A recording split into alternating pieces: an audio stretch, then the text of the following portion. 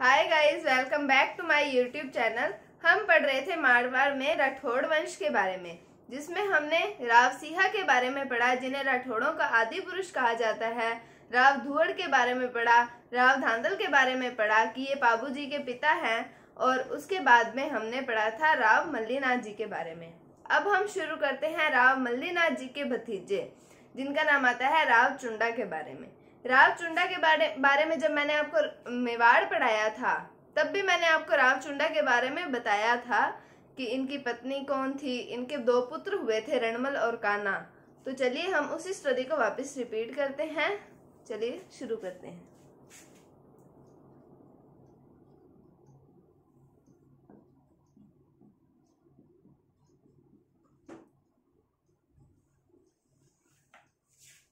हम पढ़ते हैं राव चुंडा के बारे में। तो राव चुंडा ने अपनी राजधानी बनाई थी मंडोर को।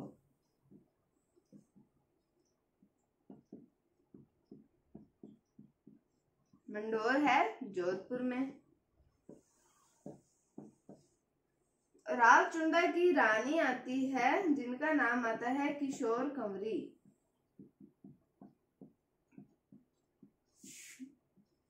इनके प्रभाव में आकर राव चुंडा के दो पुत्र थे।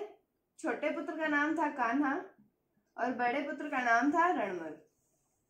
इनके प्रभाव में आके, किशोर कंवरी के प्रभाव में आके, राव चुंडा ने कान्हा को अपना उत्तराधिकारी घोषित कर दिया था।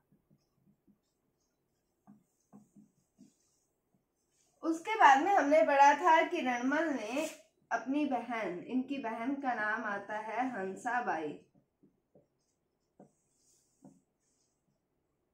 हंसाबाई का विवाह किससे हुआ था? राणा लाखा से। सशर्तीय विवाह हुआ था कि हंसाबाई और राणा लाखा का जो पुत्र होगा वही मेवाड़ का अगला उत्तराधिकारी होगा। तो मोकल जो हुए थे वो इन दोनों के पुत्र थे और वो मेवाड़ के अगले उत्तराधिकारी हुए थे। तो हमने देखा कि राजधानी बनाई इन्होंने मंडोर जोधपुर को, और इनकी रानी आती है किशोर कंवरी, जिनके प्रभाव में आकर इन्होंने अपने छोटे पुत्र कान्हा को अपना उत्तराधिकारी घोषित कर दिया था। उसके बाद में रणमल ने अपनी बहन हंसाबाई का विवाह किससे करवा दिया? राणा लाखा से। सशर्त विवाह हुआ था कि जो इन दोनों का पुत्र होगा वही मेवाड़ का अगला शासक होगा। उसके बाद में इन्होंने, राव चुंडा ने अपना साम्राज्य विस्तार किया।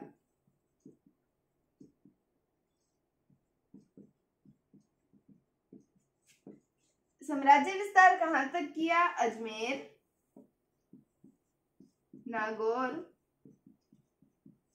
और खाटू वाले क्षेत्र में। अजमेर, नागौर और खाटू वाले क्षेत्र में इन्होंने अपना जो किया था साम्राज्य विस्तार किया था। उसके बाद में जो इनके बड़े पुत्र आते हैं रणमल, वो राणा कुंभा और मोकल, इन दोनों के संरक्षक थे। राणा कुंभा और मोक्कल दोनों के संरक्षक थे।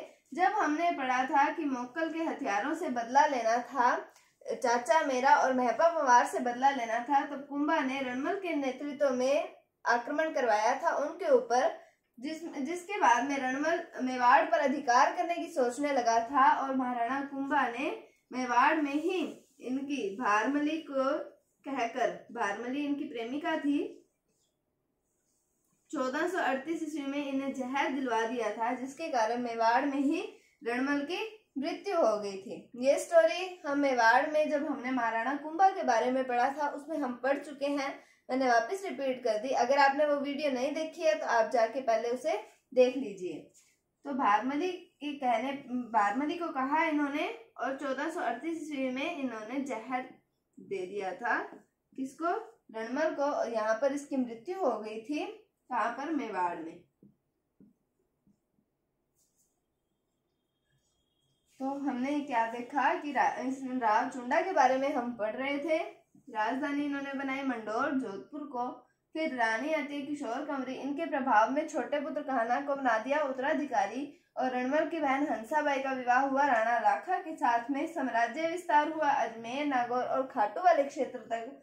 उसके बाद में रणमल जो थे महाराणा कुंभा और मोकल दोनों के संरक्षक थे और भारमली को कहकर महाराणा कुंभा ने 1438 ईस्वी में इसे जहर दिलवा दिया था, किसे, रणमल को, और इनकी मेवाड़ में मृत्यु हो गई थी। अब हम आगे बढ़ते हैं।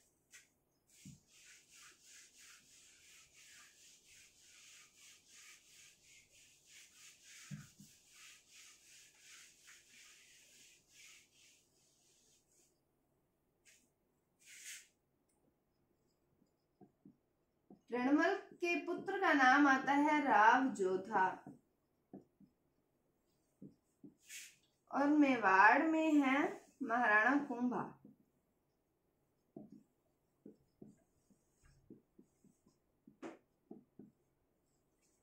तो जब मेवाड़ वालों ने इन पर आक्रमण करना शुरू कर दिया था, मारवाड़ पर, मेवाड़ ने किया मारवाड़ पर आक्रमण हुआ, तब राव जोधा जो थे वो चले गए थे जांगल प्रदेश के काहुनी गांव में। जांगल प्रदेश जो पड़ता है वो बीकानेर के आसपास का क्षेत्र पड़ता है, बीकानेर वाला क्षेत्र पड़ता है, वहां के काहुनी गांव में चले गए थे। उसके बाद में राव जोधा और महाराणा कुंभा के बीच में 1453 ईस्वी में एक संधि हुई थी। इस संधि के बारे में मैंने आपको मेवाड़ जब पढ़ाया था तब बताया था। कौन सी संधि हुई थी? आवल बावल की संधि।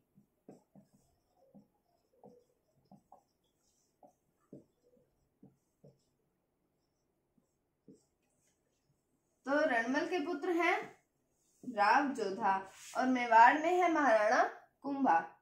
आक्रमण हुआ मेवाड़ की तरफ से मारवाड़ पर, तो राव जोधा जो थे वो जांगल प्रदेश के काहुनी गांव में चले गए थे। उसके बाद 1453 ईस्वी में राव जोधा और महाराणा कुंभा के बीच में एक संधि होती है जिसका नाम आता है आवल बावल की संधि। ये प्रश्न पूछा जाता है कि आवल बावल की संधि किसके बीच में हुई थी, या इन दोनों के बीच में कौन सी संधि हुई थी और कब हुई थी। तो हमें पता होना चाहिए राव जोधा और महाराणा कुंभा के बीच में हुई थी 1453 ईस्वी में आवल बावल की संधि। अब हम बढ़ते हैं राव जोधा के बारे में।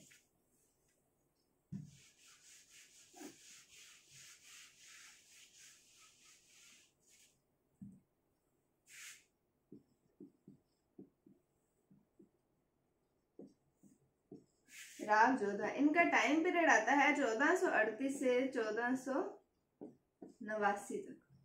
1438 से 1489 ईस्वी तक इनका टाइम पीरियड आता है। राव जोधा ने एक शहर बसाया था जिसका नाम आता है जोधपुर। तो राव जोधा ने एक शहर बसाया जिसका नाम आता है जोधपुर, और कहा जाता है कि राव जोधा मतलब ये बात कहते थे कि इन्होंने करणी माता के आशीर्वाद से इस शहर को बसाया है। तो किनके आशीर्वाद से? करणी माता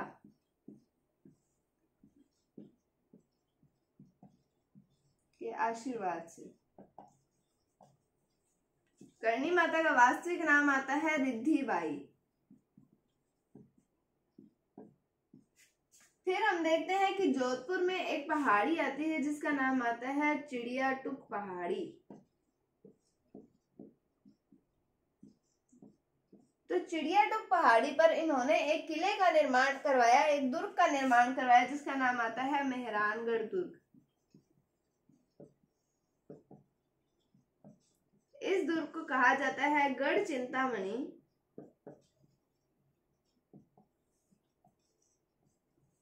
या फिर मयूर ध्वज गढ़। मयूर ध्वज गढ़ इसे क्यों कहा जाता है? क्योंकि इसकी आकृति जो है वो मोर के पंखों के समान है, इसलिए इसे मयूर ध्वज गढ़ कहा जाता है। तो इन्होंने एक शहर बसाया जोधपुर। करणी माता के आशीर्वाद से इन्होंने शहर बसाया था जिनका वास्तविक नाम रिद्धि बाई आता है, और जोधपुर में ही एक पहाड़ी आती है जिसका नाम है चिड़िया टुक पहाड़ी। वहां पर इन्होंने मेहरानगढ़ दुर्ग बनाया था और इसका नाम आता है गढ़ चिंतामणि और मयूर ध्वज गढ़। अब देखते हैं कि ये जब इस दुर्ग की नींव रखी थी, मेहरानगढ़ दुर्ग की नींव रखी थी, तो एक व्यक्ति की जिंदा बलि दी गई थी जिसका नाम आता है राजिया।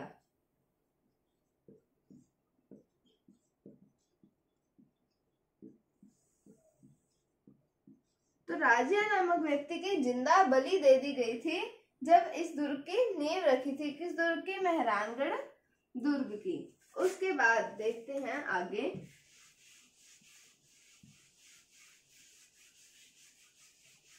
जब हम मेवाड़ पढ़ रहे थे तब हमने पढ़ा था कि राव जोधा की पुत्री आती है जिसका नाम आता है श्रृंगार देवी, और कुंभा, राणा कुंभा के पुत्र आते हैं जिनका नाम आता है रायमल, और इन दोनों का होता है विवाह। आवल बावल की संधि के तहत ही इन दोनों का विवाह होता है। किनका? श्रृंगार देवी और रायमल का विवाह होता है। श्रृंगार देवी कौन है? राव जोधा की पुत्री है, और रायमल कौन है? राणा कुंभा के पुत्र हैं।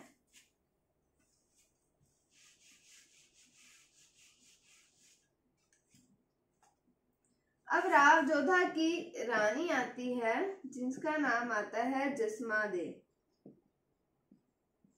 ये जो जसमा दे है इन्होंने एक तालाब का निर्माण करवाया था जिसका नाम आता है रानी सर तालाब।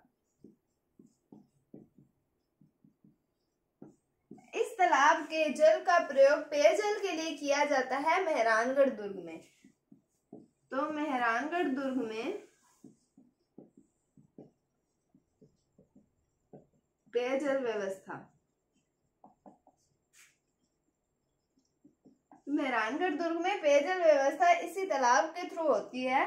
ये किसने बनवाया था? रानी जसमा दे ने। किसकी पत्नी थी? राव जोधा की। उसके बाद में इनके पुत्र आते हैं राव बीका,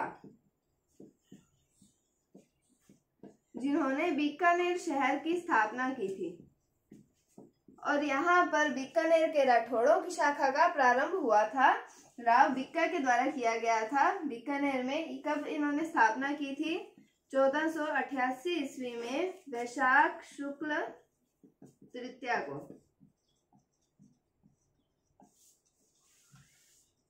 तो तिथि आती है वैशाख शुक्ल तृतीया को और सन आता है 1488 ईस्वी में। उसके बाद में राव जोधा ने मेहरानगढ़ दुर्ग में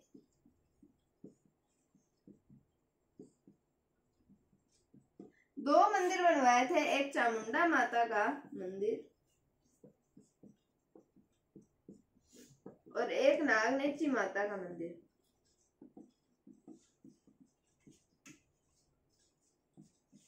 तो राव जोधा की पत्नी आती है जसमा दे। इन्होंने तालाब बनवाया रानी सर, जिसके थ्रू मेहरानगढ़ दुर्ग में पेयजल व्यवस्था होती है, और उनके पुत्र राव बीका ने बीकानेर शहर बसाया था। कब?